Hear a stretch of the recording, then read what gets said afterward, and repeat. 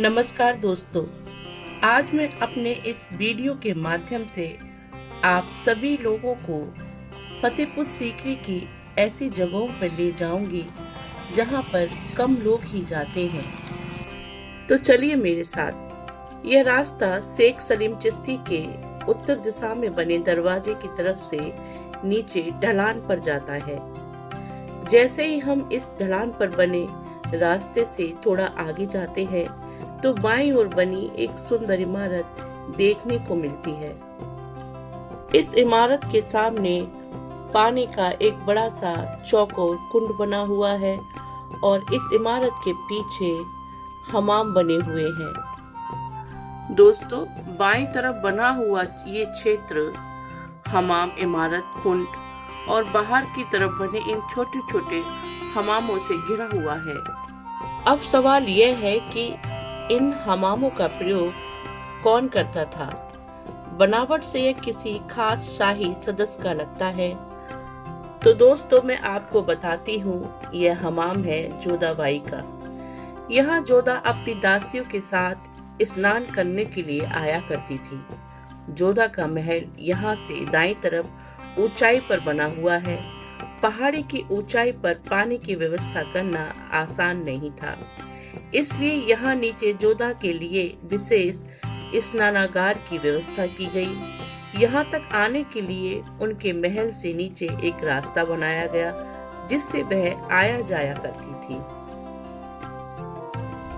आप सभी लोगों के मन में यह ख्याल तो आता ही होगा कि शाही सदस्यों के लिए शाही व्यवस्था थी, लेकिन इस महल में रहने वाले सेवक और सेवकाओं के लिए कहाँ व्यवस्था की गई थी? तो आपके इस सवाल का जवाब भी यही है। ये जो आप तमाम दीवारों के अवशेष देख रहे हैं, यह सभी अवशेष उसी व्यवस्था के अंश हैं। पूरी हमाम और शौचालय व्यवस्था को दो भागों में बांटा गया था, पहला जनाना, दूसरा मर्दाना। दोनों व्यवस्थाओं के बीच ऊंची ऊंची दीवारें हुआ करती थी जो कि समय के साथ ढह गईं।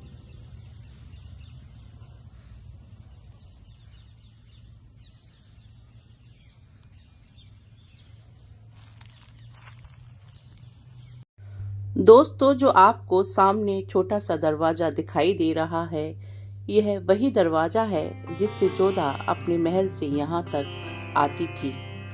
जोधाबाई का महल इस परिसर का सबसे बड़ा महल है और उनका हमाम भी यहाँ सबसे बड़ा है।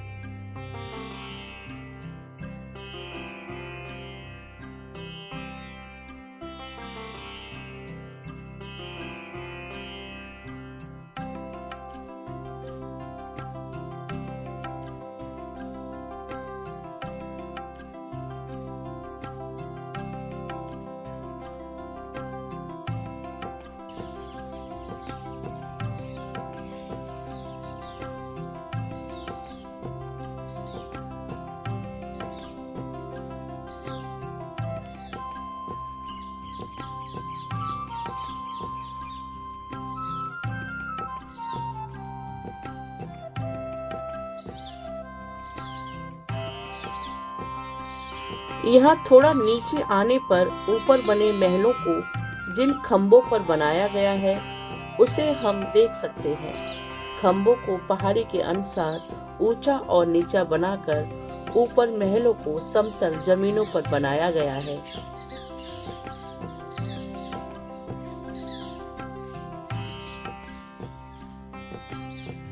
वर्तमान में यहाँ दरवाजे बनाकर लगा दिए गए हैं। ऐसा यहाँ सुरक्षा के कारणों से किया गया है, लेकिन यहाँ आकर आप ऊपर बने सुंदर महलों के नीचे बने उन जगहों को देखेंगे जिस पर ये महल इतने सुरक्षित तरीके से खड़े हुए हैं।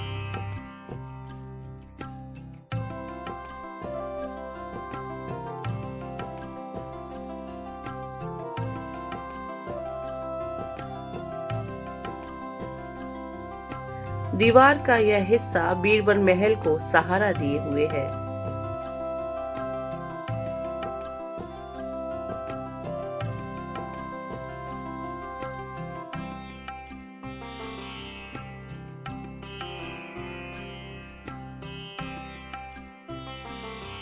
थोड़ा और आगे चलने पर हमें सामने बाईं ओर एक पीली इमारत दिखती है, जिसे हाथी गेट पर तैनात किए गए सुरक्षा व्यवस्था को देखने वाले अधिकारी के लिए बनाया गया।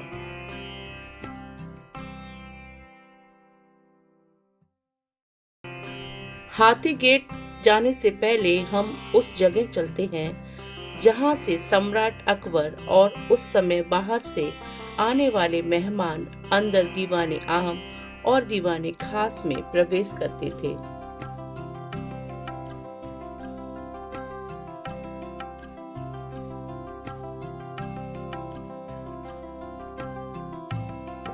सामने इस पीली इमारत पर यहाँ की सुरक्षा के लिए सैनिकों को खड़ा किया जाता था।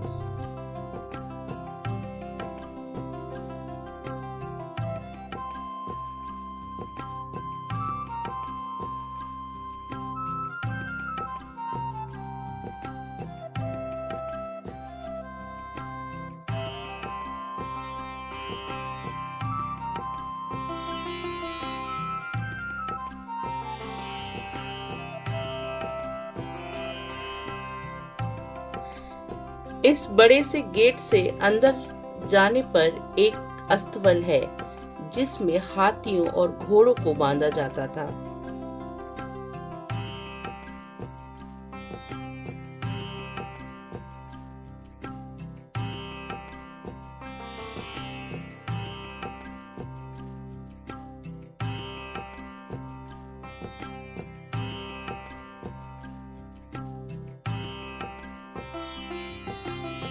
यहाँ से अब हम नीचे की ओर चलते हैं।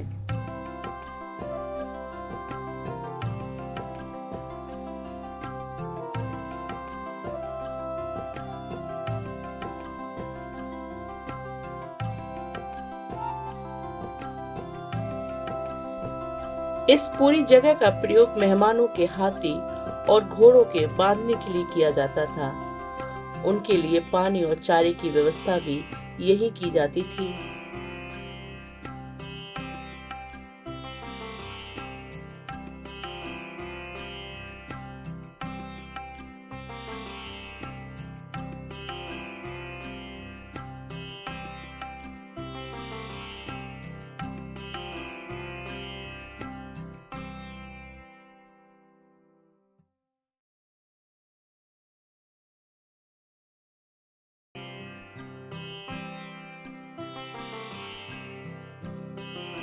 नीचे बनी यह जगह ऊपर बने डाकखाने की दीवार से चिपकी हुई है। यहीं से पैगामों को नीचे से ऊपर पहुंचाया जाता था। दोस्तों, अगर आपको ऊपर बने सभी महलों की वीडियो देखनी है तो आप मेरे चैनल पर जाकर देख सकते हैं।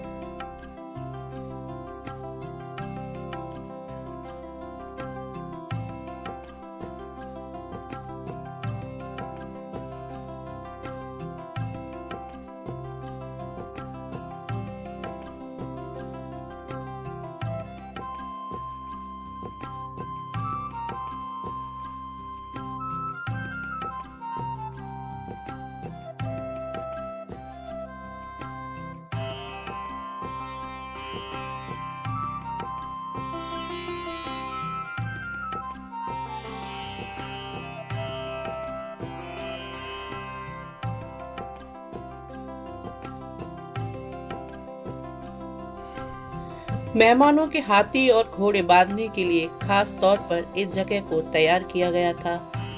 ऊपरी छत को सपोर्ट देते ये पिलर मुगल और ब्रिटिश दोनों के द्वारा बने हुए हैं। ये जो लाल बलुआ पत्थर के पिलर हैं, ये सब मुगलिया दौर के हैं, और ये जो ईंटों से बने पिलर हैं, ये पिलर अंग्रेजों के द्वारा बनवाए गए हैं। फतेहपुर सीकरी के पुनरुत्थान का श्रेय ब्रिटिश सरकार को ही जाता है।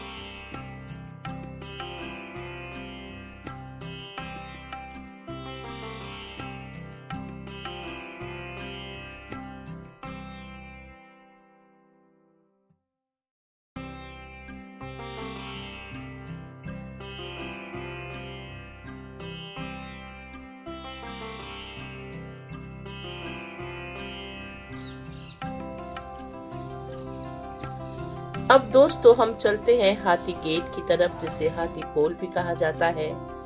यह दरवाजा बुलंद दरवाजे के बाद इस परिसर का सबसे ऊंचा दरवाजा है।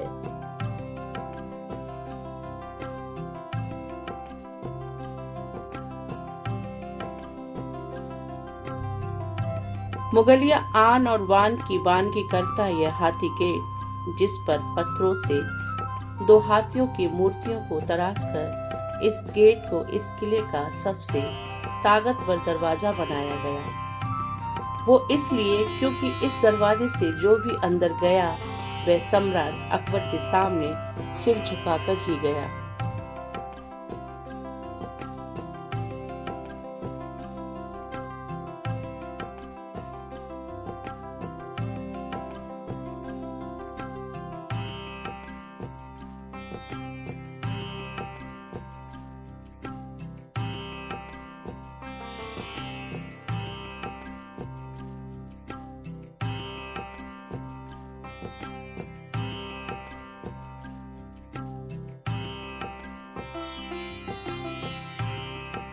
इस दरवाजे पर दो बलुआ पत्थर के हाथी बने हुए हैं, जो अब 60% टूट चुके हैं। दोस्तों, मेरा इस वीडियो के बनाने का मकसद आप सबको यह दिखाना था कि अकबर ने जब इस जगह को अपनी राजधानी के रूप में चुना, तब कितनी सुनियोजित तरीके से इस शहर की रूपरेखा को तैयार किया गया। इस दरवाजे की बाईं तरफ बनी इस बारादवरी को तानसेन के लिए बनवाया गया था।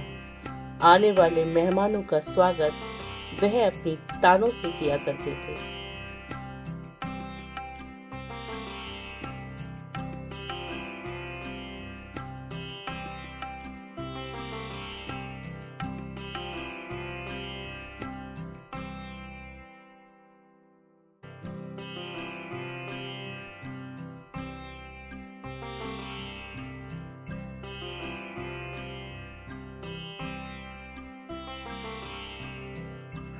हाथी गेट से निकलने के पश्चात इस दरवाजे के दोनों तरफ यह जो टूटी हुई सीढ़ी नुमा जगह दिख रही है, यहाँ पर ढोल बजाने वालों को बिठाया जाता था।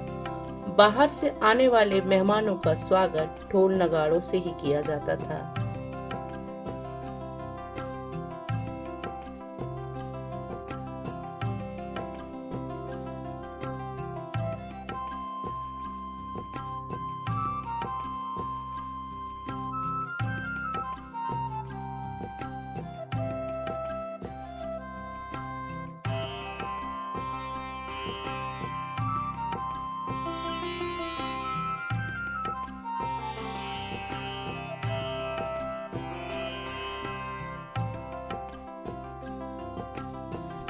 इस दरवाजे के दाईं तरफ पानी का छोटा सा कुंड बना हुआ है, जिसमें झील से पानी एकत्रित करके महलों की रसोइयों तक पहुंचाया जाता था।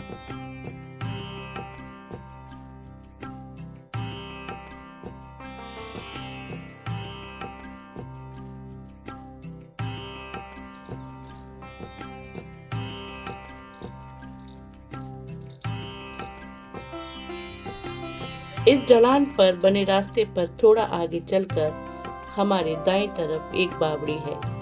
कहा जाता है कि इस बावड़ी का पानी कभी नहीं सूखता। ऊपर महलों तक जल की आपूर्ति इसी पानी से की जाती थी।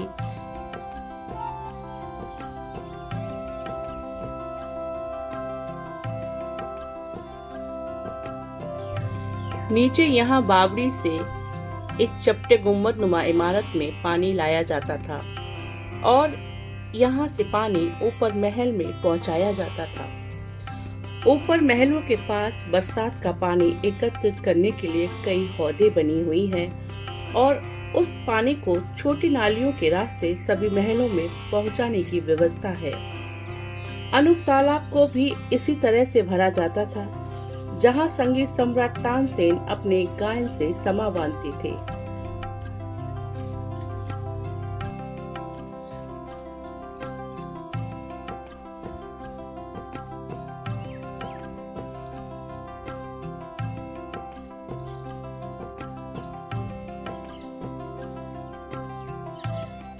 इसी रास्ते के बाईं ओर कारवा सराय है, जिसे उस समय बहुत सुंदर बनाया गया था। तो नीचे अब हम उस सराय की तरफ चलते हैं।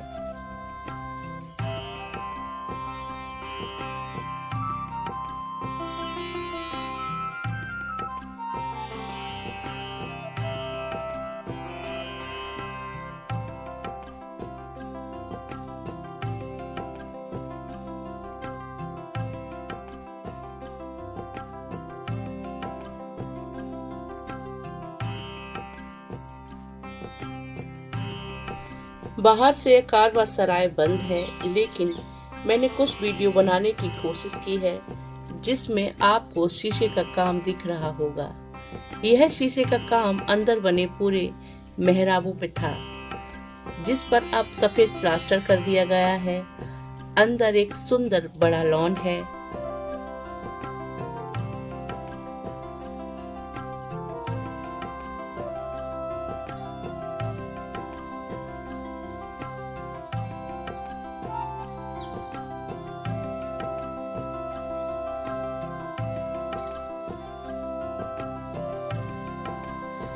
आइए मैं अब आपको इस कारवा सराय की उन वीडियो को दिखाती हूँ जिसे मैंने ऊपर छत से बनाने की कोशिश की है। इस कारवा सराय में दो तरह के कमरे बने हुए हैं, एक निचली मंजिल पर और एक ऊपरी मंजिल पर। निचली मंजिल पर खास मेहमानों को ठहराया जाता था और ऊपरी मंजिल पर बने कमरों में मेहमानों के साथ आए दास दासियों या उनके सेवकों को ठहराया जाता था।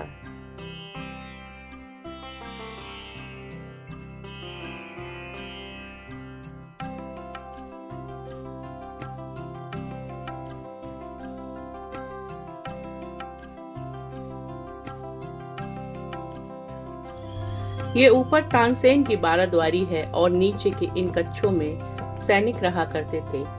यहाँ से पूरे इलाके पर कड़ी नजर रखते थे। इन कमरों को ऊंचाई पर इसीलिए बनाया गया जिससे दूर तक नजर रखी जा सके।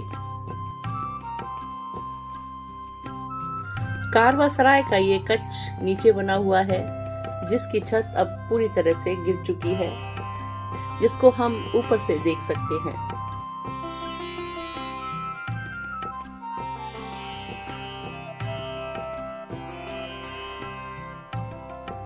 खानवा के युद्ध के दौरान बाबर यहाँ 1527 ईस्वी में आया था।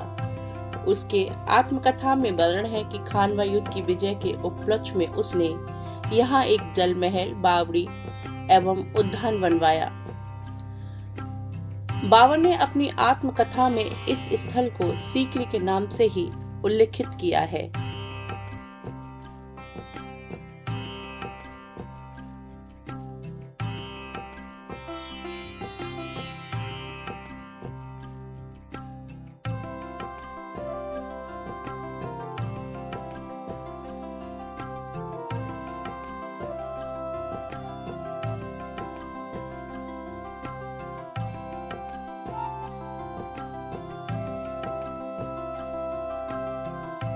अब बात करते हैं हिरन मीनार की।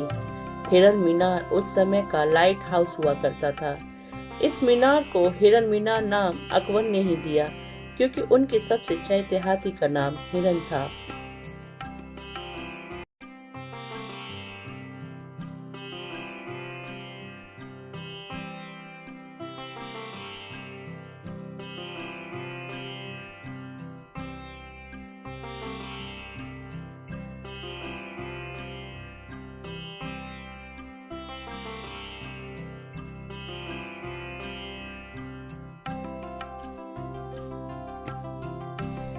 पहले इस मीनार पर हाथी के दांतों को लगाया गया था, लेकिन आज उन्हें पत्थर में बदल दिया गया है।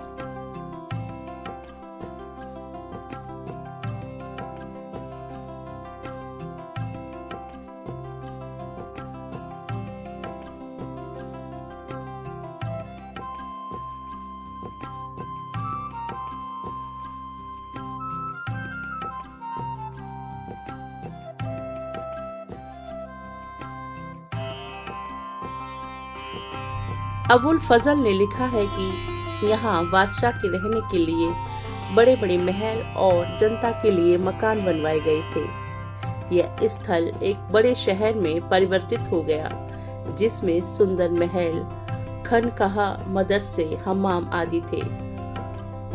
यहाँ एक पक्का बाजार बस गया था, जिसके आसपास सुंदर बाग लगाए गए थे।